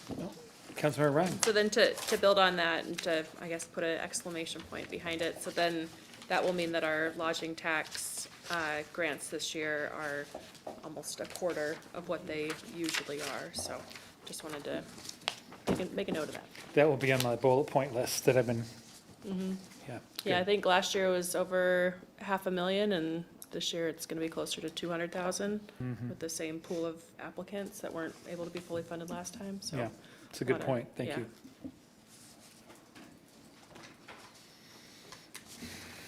The proposed budget for the Conference Center, Fund 114, is $396,993. The fund pays for the debt service on the Edward D. Hanson Conference Center, utilities, capital improvements, and repairs to the building. This fund receives lease revenue from 2 long-term leases at the facility, and CIP 2 pays for the debt service. Per the amortization, the debt service is reduced by $545,875 compared to 2024. There is a $1,400 increase in M&O due to anticipated increase in utility rates. Councilmember Fosse. Just a friendly reminder that I asked for a nice little 101 on the conference center situation. I would still like to have that from whoever would be providing that. Thank you for that. Councilmember Bader.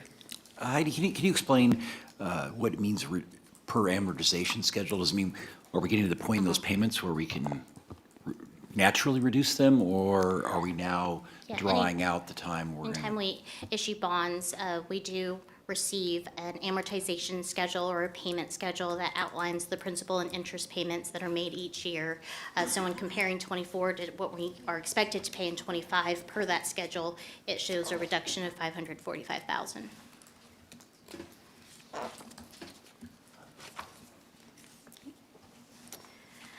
The proposed budget for street improvements, Fund 119, is $3,085,342. This fund supports street overlay and arterial street projects.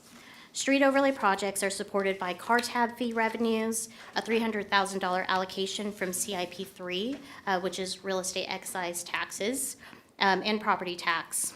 Although in 2025, we're suspending property tax contributions, resulting in a $923,000 reduction compared to 2024.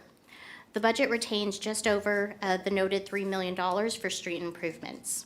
Arterial street projects are funded by state shared revenues, such as the motor vehicle fuel tax and multimodal transportation tax.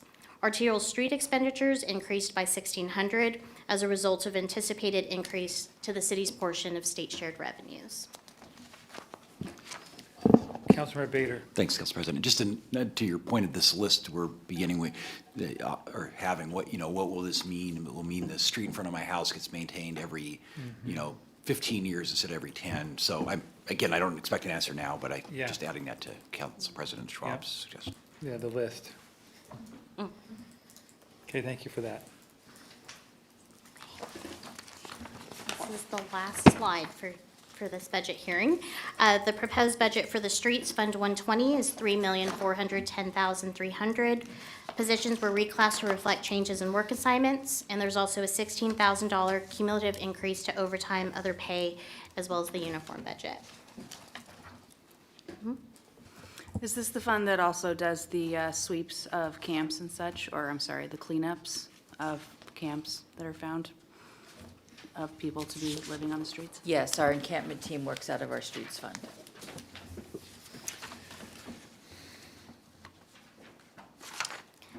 Okay, That concludes our presentation on Great. the 25 general government expenditure changes. thank you very much. At this time, we'll open for public hearing, and we'll stay open with recesses between our council meetings, and it will be open until we propose to close it on the 20th.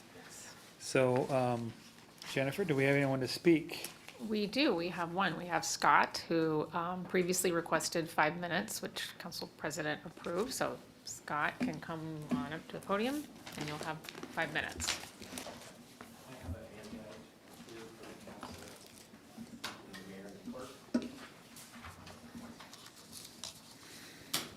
Good evening, Council.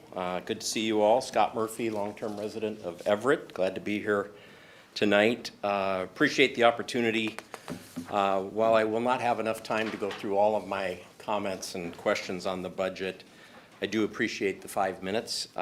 So let me get right into it. I have 2 points this evening. I want to give a little bit of background for the council, and then I want to get into just a few specific areas of concern at a high level.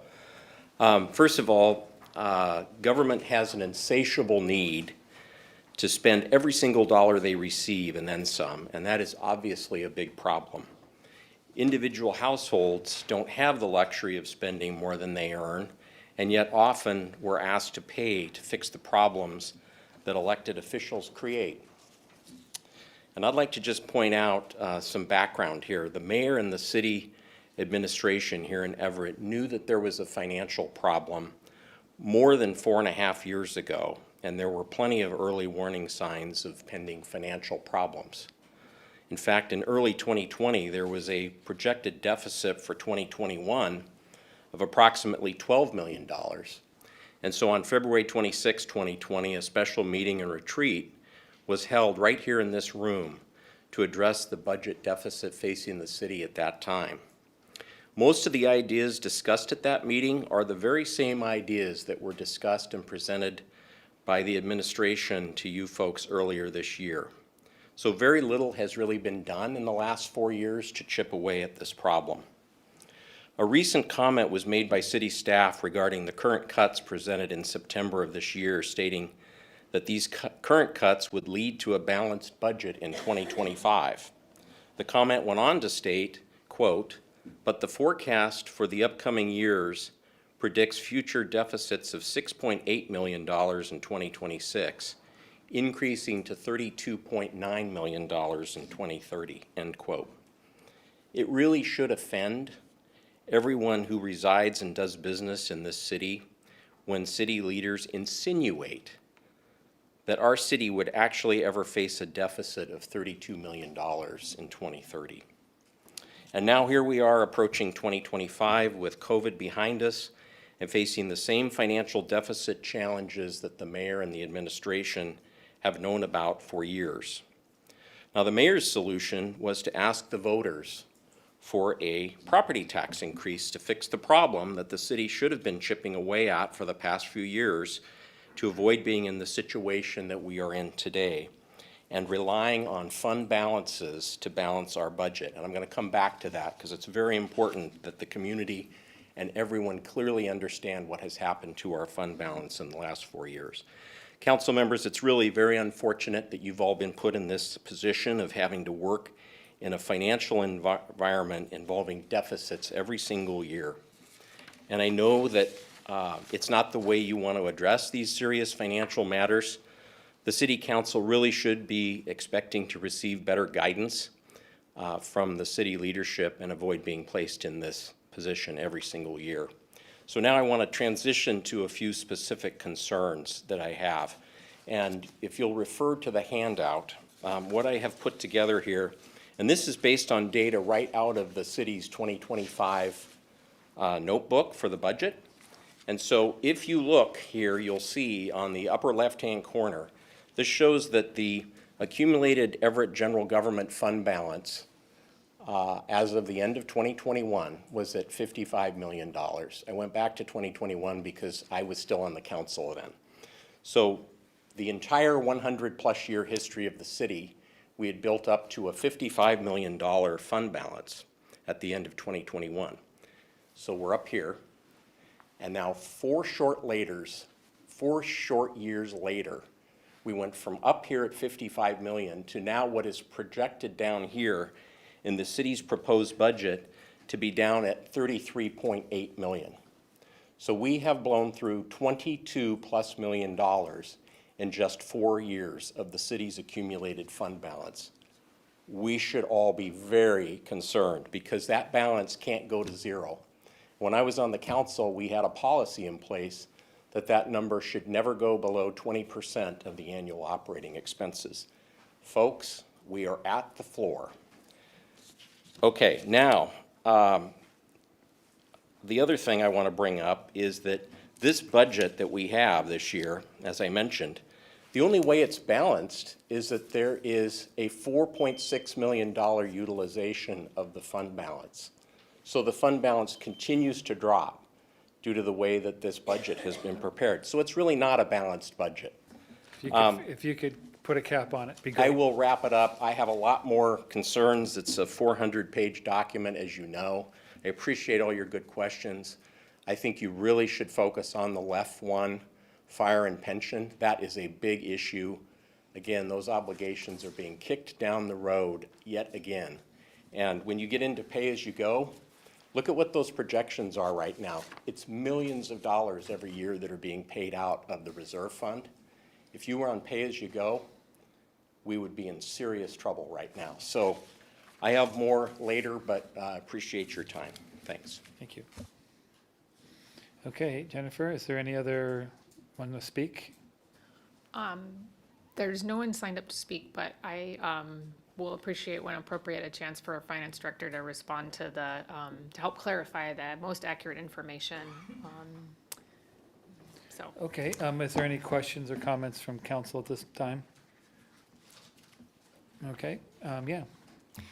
Just wanted to provide some clarification on actual fund balance versus what is budgeted. So it is true that in '22, the ending fund balance was $55 million. In 2023, the actual was around 40, I'm sorry, I don't have the number right with me, but yes, in 2023, the actual ending fund balance was $49 million. So the issue here is when you compare actual to budget. The way that we and how I explained it in Budget and Finance Committee today is we take the 2024 amended ending fund balance and we increase that by the budget variance from 2023 to get to the $38.5 million. The city has been operating under a structural deficit, having to balance the budgets each year by utilizing all of your ending fund balance, your actual ending fund balance. It saves you for 1 year to be able to do less cuts. However, it does have more of an impact in the long term. So what was a $16.8 million deficit, by changing the way that you're determining your fund balance for the upcoming year's budget, doesn't take into account that we still have another amendment until this year's over. We have not realized the actuals for 2024. So that's something to consider and is why we have used a conservative approach in determining our starting fund balance. Our ending fund balance that is budgeted in 2025 represents the 20% of total operating revenues, and that's per policy, and that's how our 6-year outlook is formulated, is to ensure that we meet that 20% operating revenue target for our fund balance year over year. Okay, Councilmember Fosse. One clarifying question. When did the structural deficit, when did that start? Not too far from 2001 when Initiative 747 was enacted. Thank you. Any comments or questions? Councilmember Vogel. Since I'm reading the budget thing from beginning to end, and usually I just go to like chapter 6, I can't find it right now, but exactly what you're saying is written down every year in the budget book, in this thing right here, and there's 20% somewhere, and so I'm just confirming that it's written down. It's in the policy section. I can email and refer back to you on that.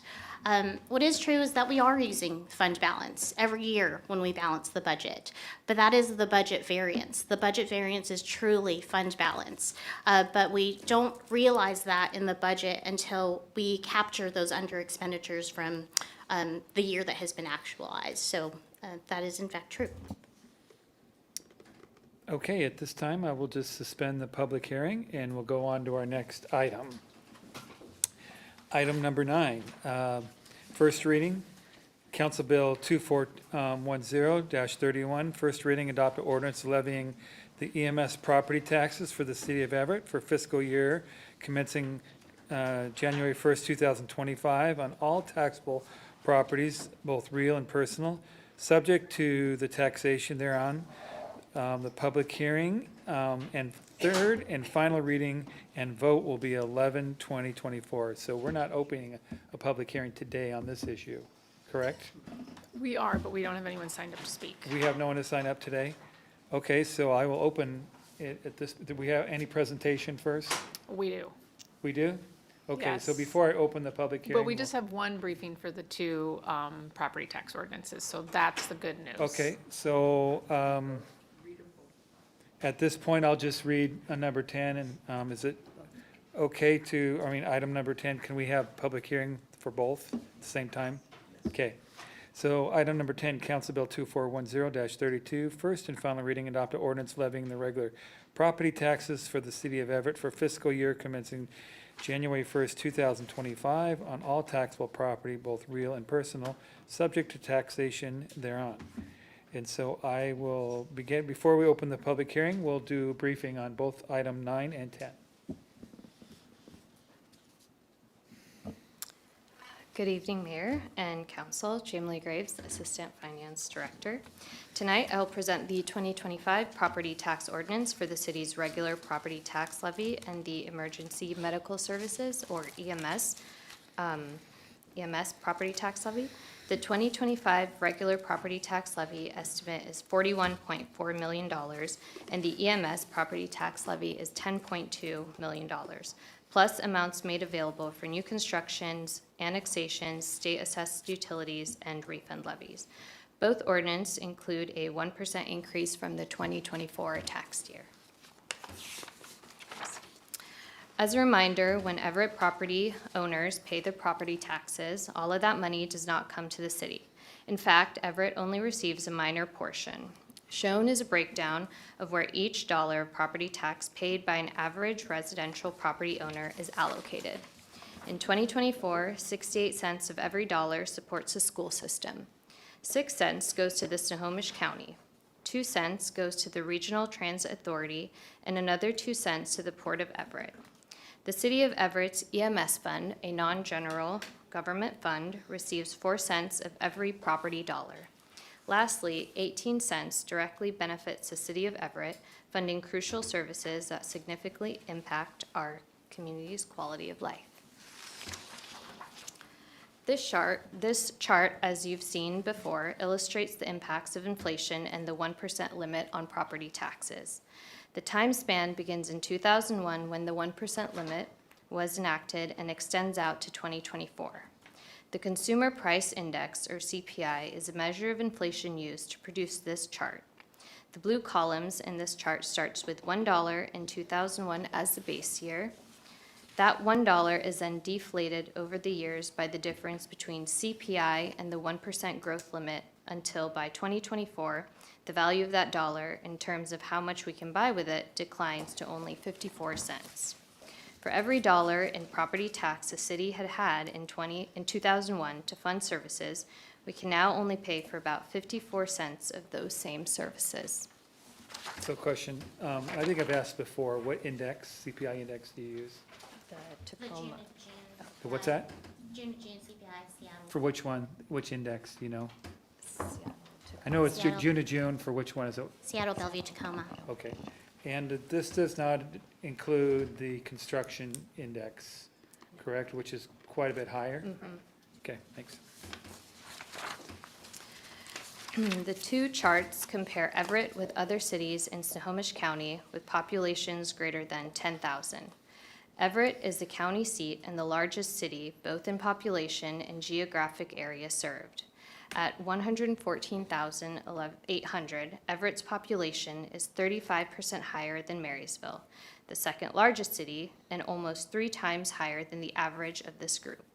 In square miles, Everett serves an area that is 38% larger than Marysville and 68% larger than the average of this group. As a full-service city, Everett has significantly more people and ground to cover, both of which requires adequate funding.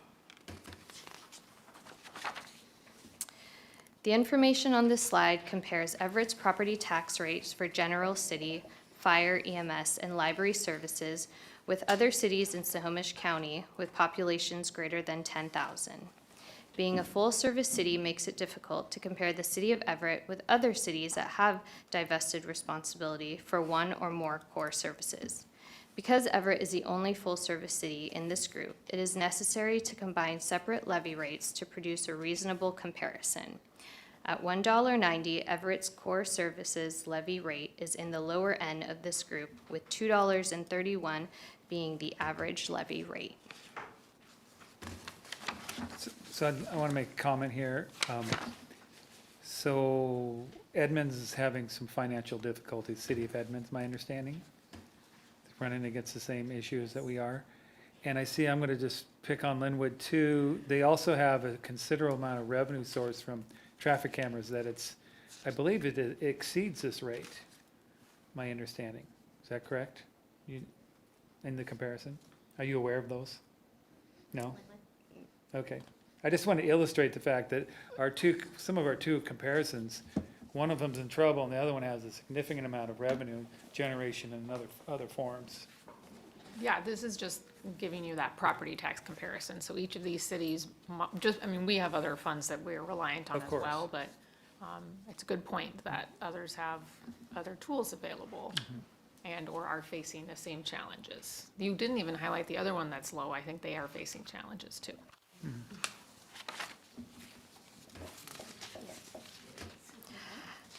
Next, we translate that levy rate into what the average value residential homeowner pays for core services in 2024.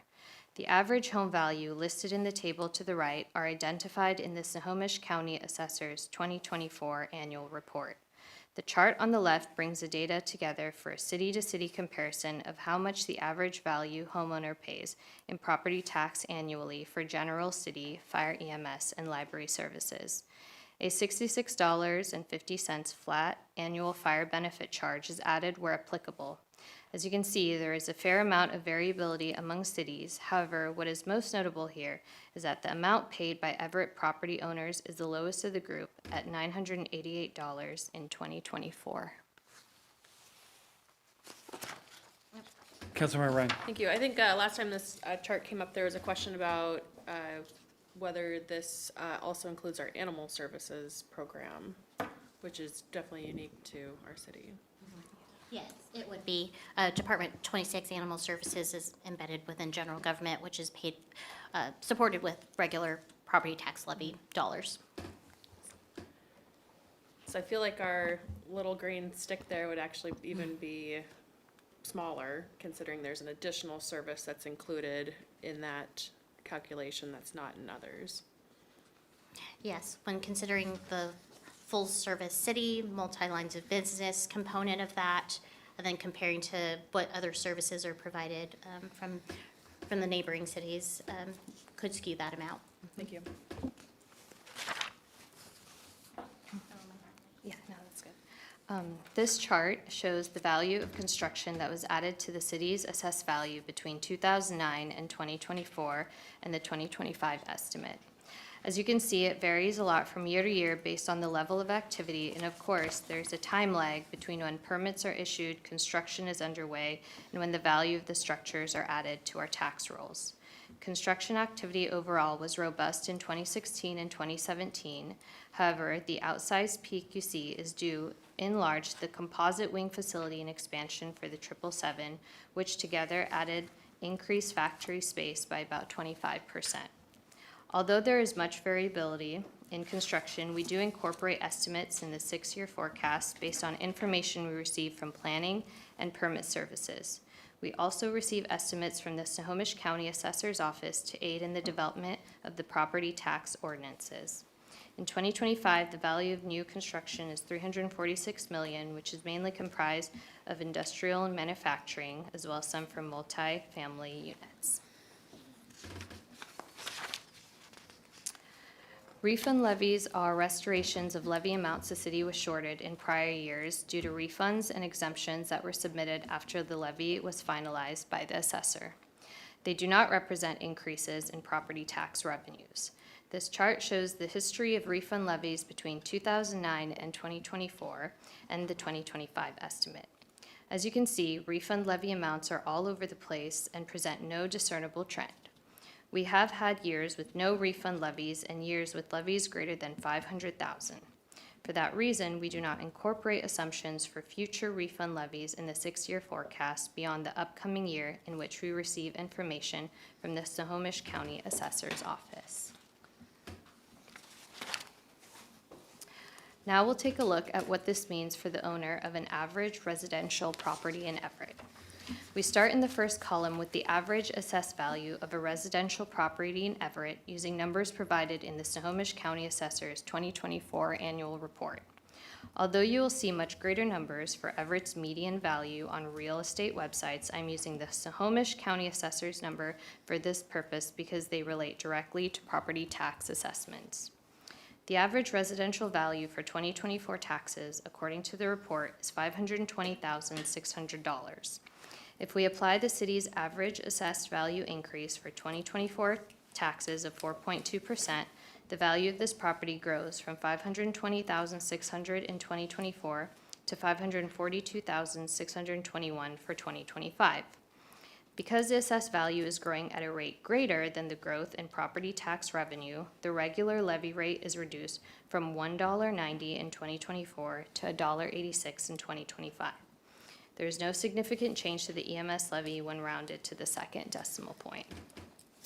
Looking at the bottom section of this table, you can see that the net result is that even though the property owner's assessed value rises by 4.2%, the 2025 tax bill for the regular and EMS levies only increased by $22.13, or roughly 2.2% over what was paid in 2024. New construction and the refund levy are why the levy amount is greater than 1%.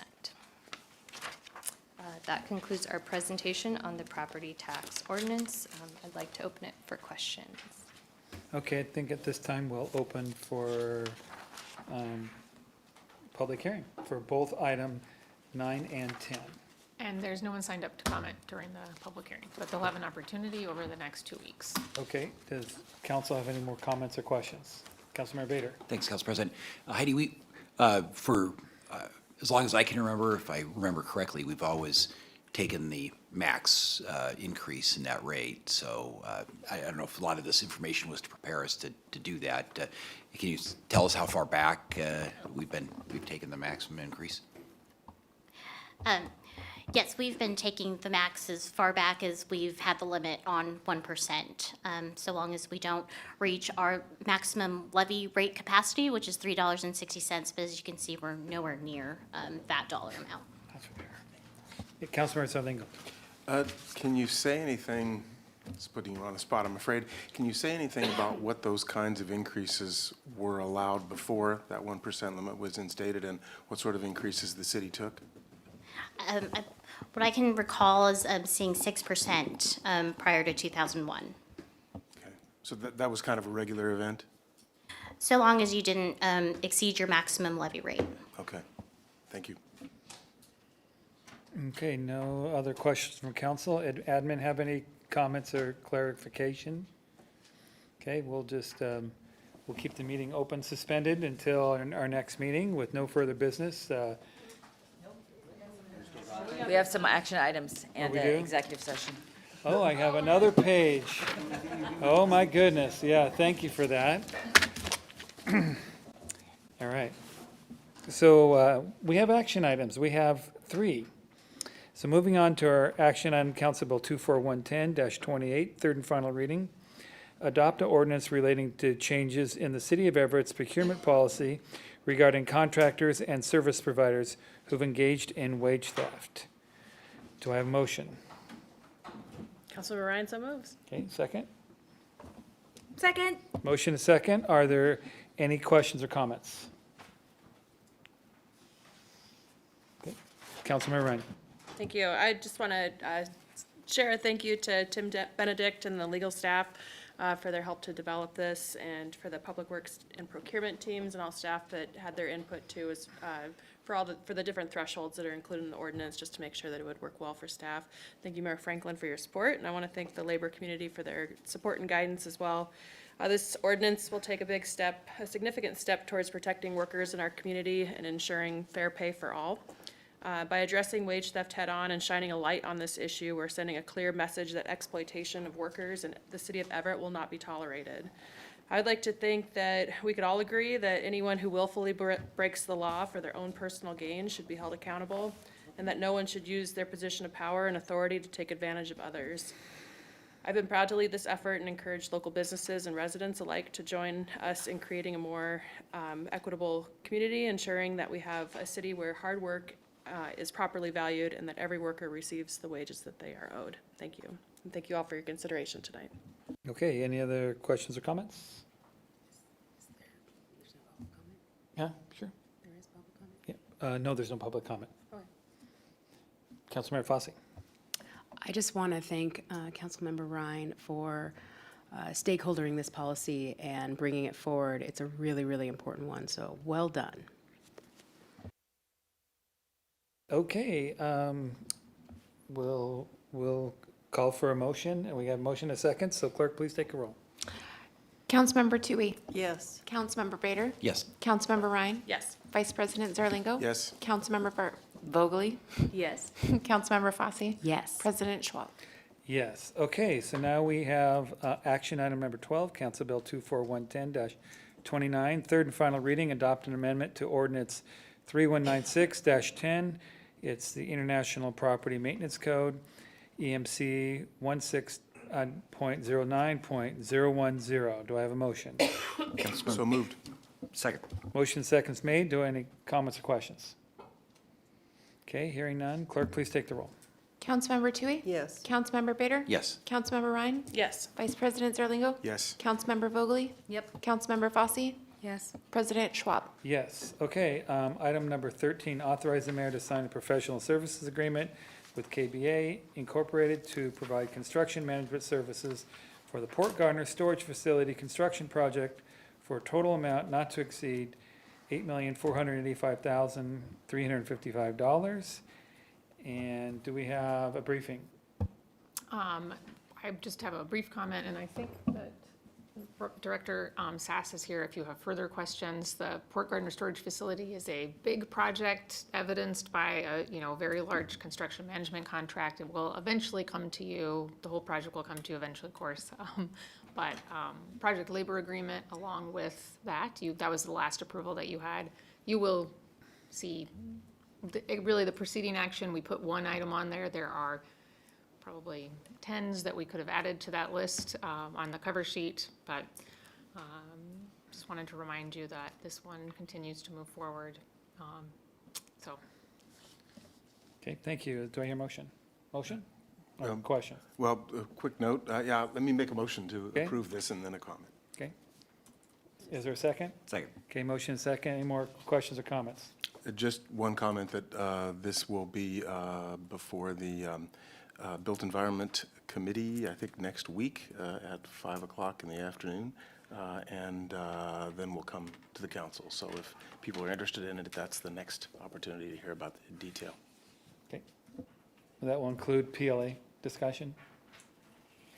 I don't know if we have a separate PLA discussion. That may be I in think front of the council. the update at the committee meeting will focus more on just the full project. Yeah, as I understand it, this is both large, complicated, compulsory, and it's got a lot of dimensions, so that's probably a good one to start with, that more technical side in front of the committee, and then the rest of the discussions, including PLA, in front of the council. Okay, thank you. Any other comments or questions? Okay, we have a motion and a second, so clerk, please take the roll. Councilmember Tui? Yes. Councilmember Bader? Yes. Councilmember Ryan? Yes. Vice President Zerlingo? Yes. Councilmember Vogely? Yes. Councilmember Fosse? Yes. President Schwab? Yes, so now we'll go into executive session, and we're requesting 10 minutes. Okay?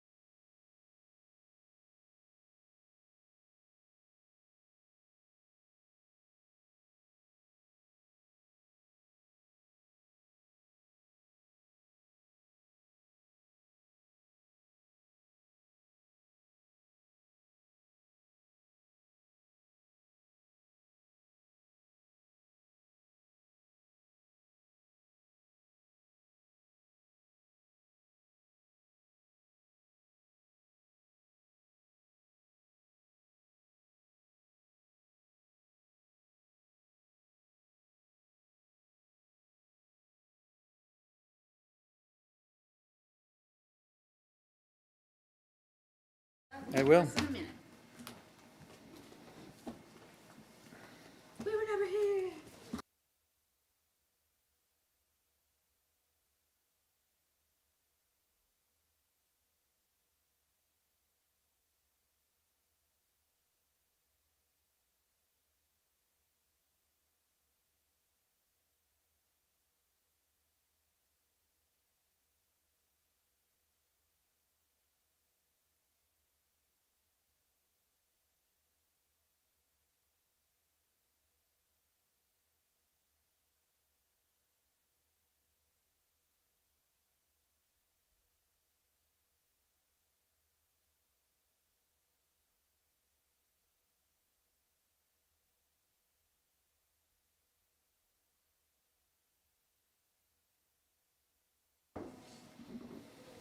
Okay, we returned from executive session with no further business. Meeting is adjourned.